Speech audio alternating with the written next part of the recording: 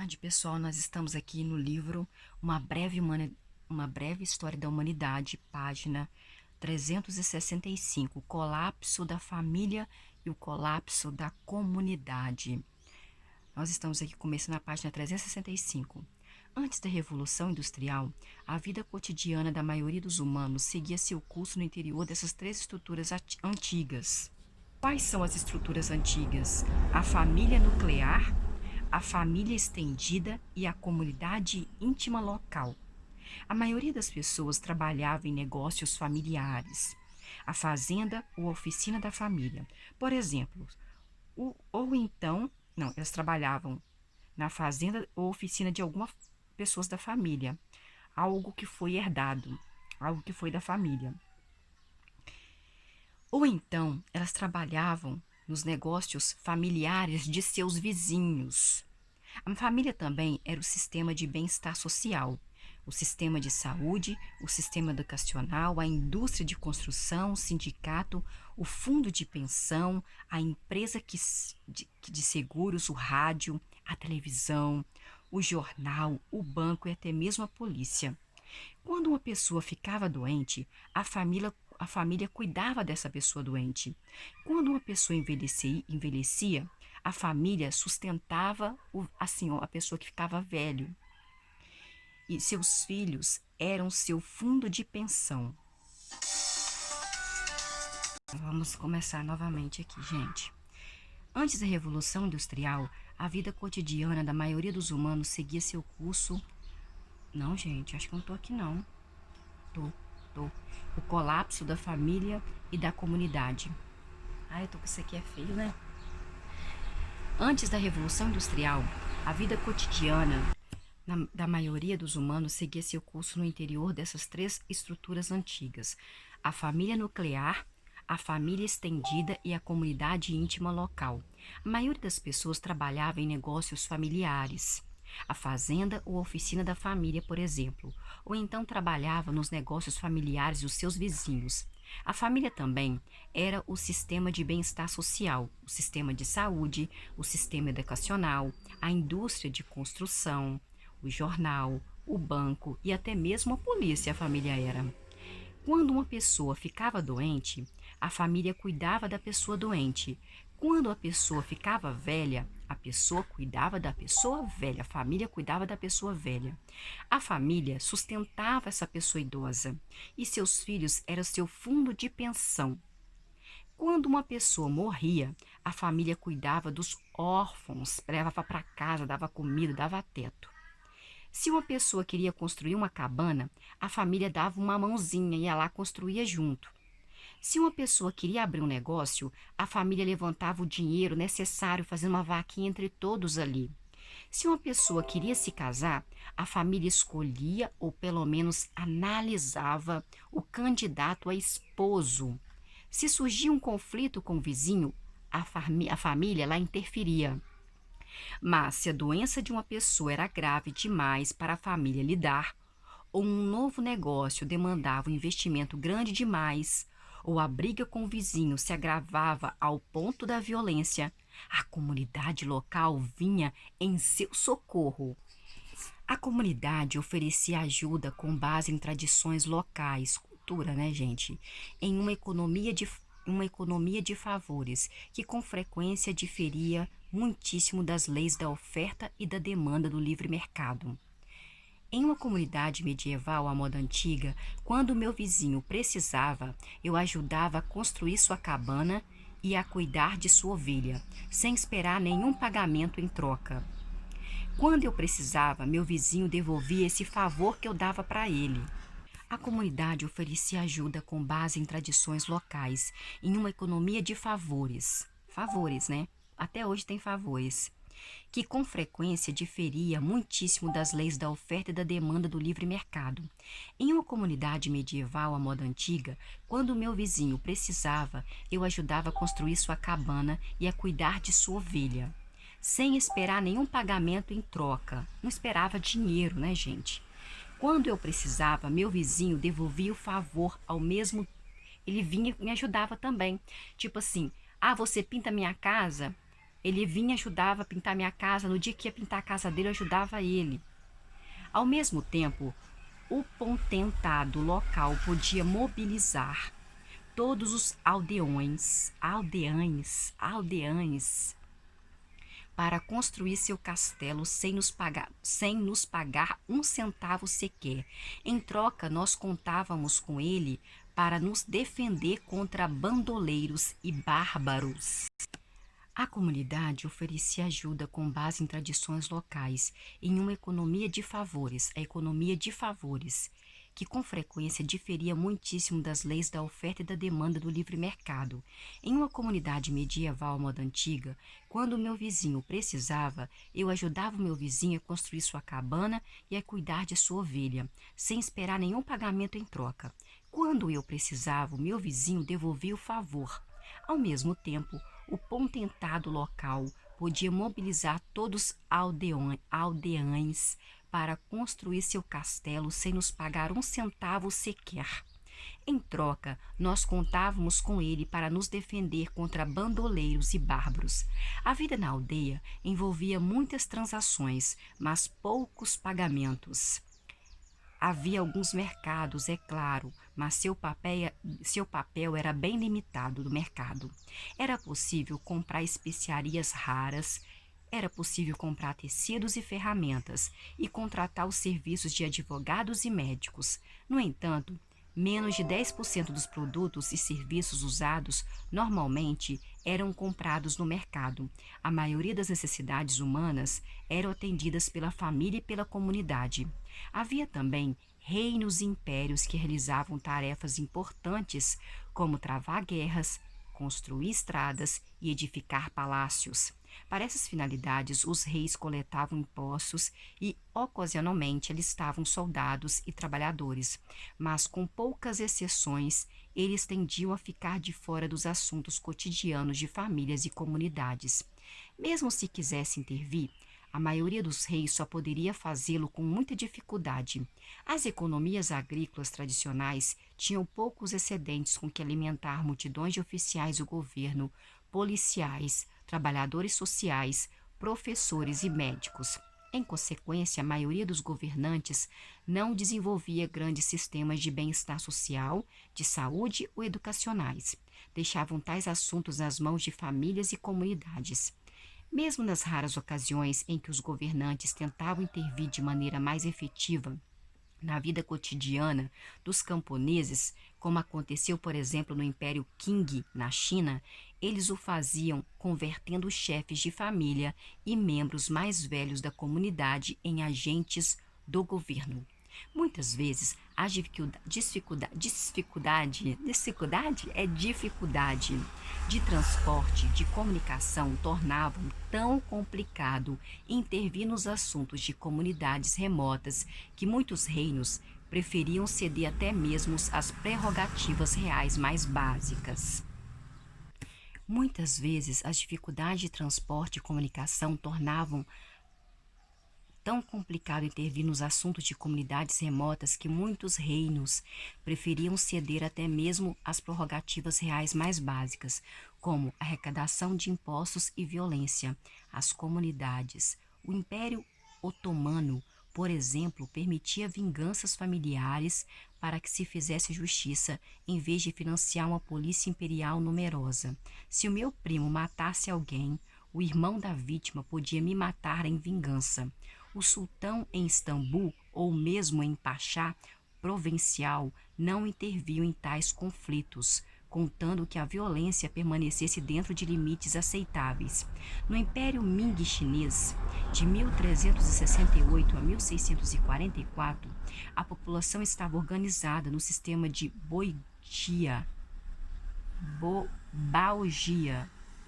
10 famílias se agrupavam para formar uma gia, e 10 gias constituía um bão. Bão? Bão? Será que é bão, gente? É bão, parece bão. Quando um membro de um bão cometia um crime, outros membros do mesmo bão podiam ser punidos por isso, em particular os anciãos. Também se cobravam impostos do bão, e era responsabilidade dos anciãos do bão e não dos funcionários do Estado avaliar a situação de cada família e determinar a quantidade de imposto que deveria pagar. Da perspectiva do Império, esse sistema tinha uma vantagem enorme. Em vez de manter milhares de oficiais da Receita e cobradores de impostos que teriam de monitorar as receitas e despesas de cada família, essas tarefas eram deixadas aos mais velhos de cada comunidade. Os mais velhos sabiam quanto cada aldeão ganhava e normalmente conseguiam obrigá-los a pagar impostos sem envolver o exército imperial. Na verdade, muitos reinos e impérios eram pouco mais do que grandes redes de proteção. O rei era o capo de Tuticapi, que cobrava uma taxa de proteção e, em troca, garantia que os agrupamentos criminosos e os peixes miúdos das redondezas não causassem nenhum dano àqueles sob sua proteção. Mas não faziam mais do que isso. A vida no seio da família, no seio da comunidade, estava longe de ser ideal. Famílias e comunidades podiam oprimir seus membros de maneira não menos brutal do que os estados e mercados de hoje. E sua dinâmica inteira era muitas vezes repleta de tensão e de violência. Mas as pessoas tinham pouca escolha. Uma pessoa que perdesse a família e a comunidade por volta de 1750, essa pessoa estava morta. Não tinha emprego, não tinha educação, não tinha apoio em época de doença ou sofrimento, tá? Não tinha apoio de ninguém. Ninguém lhe emprestaria dinheiro ou a defenderia se ela se visse em maus lençóis. Não havia policiais, não havia assistentes sociais, não havia educação compulsória. Para sobreviver, tal pessoa teria de encontrar rapidamente uma família ou uma comunidade alternativa. Meninos e meninas que fugiam de casa podiam, na melhor das hipóteses, se tornar servos em uma nova família. Em último caso, havia o exército ou o bordel. Tudo isso mudou radicalmente nos últimos 2 séculos. A Revolução Industrial deu ao mercado novos poderes gigantescos, proveu o Estado de novos meios de comunicação e transporte e colocou à disposição do governo um exército de escriturários, professores, policiais e assistentes sociais. De início, o mercado e o Estado descobriram que seu caminho estava bloqueado por famílias e comunidades tradicionais que tinham pouca afeição por intervenção externa. Os pais e os mais velhos da comunidade relutavam em deixar a geração mais jovem ser doutrinada por sistemas educacionais nacionalistas, alistada em exércitos ou transformada em um proletário urbano sem raízes. Com o tempo, os estados e os mercados passaram a usar seu poder crescente para enfraquecer os vínculos tradicionais da família e da comunidade. O Estado enviou policiais para impedir vinganças familiares e as substituiu por decisões judiciais. O mercado enviou seus vendedores para eliminar tradições locais de longa data e substituí-las por modas comerciais em constante transformação. Mas isso não foi suficiente. Para acabar realmente com o poder da família, com o poder da comunidade, eles precisavam da ajuda de uma quinta coluna. O Estado e o mercado abordaram as pessoas com uma oferta que não podia ser recusada. Tornem-se indivíduos. Essa era a oferta, tornem-se indivíduos. Eles disseram, casem-se com quem vocês quiserem, sem pedir permissão aos seus pais, aceitem o emprego que quiserem, mesmo que os mais velhos da comunidade não aprovem, vivam como desejarem, mesmo que não possam chegar ao tempo para o jantar com a família toda semana. Vocês já não dependem da família, vocês já não dependem da comunidade. Nós, o Estado e o mercado, tomaremos conta de vocês. Nós lhe daremos o alimento, abrigo, nós lhe daremos educação, o Estado vai dar saúde para vocês, o Estado vai dar bem-estar para vocês, o Estado vai dar emprego para vocês. Nós, o Estado, lhes daremos pensões, seguros e proteção. A literatura romântica muitas vezes apresenta o indivíduo como alguém lutando contra o Estado, lutando contra o mercado. Nada poderia estar mais distante da realidade. O Estado e o mercado são a mãe e o pai do indivíduo. O Estado e o mercado abordaram as pessoas com uma oferta que não podia ser recusada. Tornem-se indivíduos. O Estado e o mercado falou assim para as pessoas: Ô gente, vamos tornar-nos indivíduos. E eles disseram, o Estado e o mercado disse para as pessoas: casem-se com quem vocês quiserem, sem pedir permissão aos seus pais, aceitem o emprego que quiserem, mesmo que os mais velhos da comunidade não aprovem os seus empregos, vivam como desejarem, mesmo que não possam chegar a tempo para o jantar com a sua família toda semana. Vocês já não dependem da família ou da comunidade de vocês, nós, o Estado e o comércio e o mercado, tomaremos conta de vocês, nós lhe daremos o alimento, nós lhe daremos abrigo, nós lhe daremos educação, nós daremos a vocês saúde, bem-estar e emprego, nós lhes daremos pensões, seguros e proteção, disse o Estado e o mercado para as pessoas. A literatura romântica muitas vezes apresenta o indivíduo como alguém lutando contra o Estado e lutando contra o mercado. Nada poderia estar mais distante dessa realidade. Não é assim. Ninguém fica lutando contra o Estado e contra o mercado, não. Nada poderia estar mais distante da realidade. O Estado e o mercado são a mãe e o pai do indivíduo. E o indivíduo só pode sobreviver graças ao Estado e o mercado. O mercado nos fornece trabalho. O mercado nos oferece seguro-saúde e uma aposentadoria. Se quiséssemos estudar uma profissão, as escolas do governo estão lá para nos ensinar. Se quisermos abrir um negócio, o banco nos empresta um dinheiro. Se quisermos construir uma casa, uma empreiteira constrói e o banco nos concede um financiamento para pagar a casa. Em alguns casos, subsidiado ou garantido pelo Estado. Se a violência irromper, a polícia nos protege. Se ficarmos doentes por alguns dias, nosso seguro-saúde toma conta de nós. Se ficarmos debilitados durante meses, os serviços sociais nacionais intervêm. Se precisarmos de assistência 24 horas, podemos contratar uma enfermeira.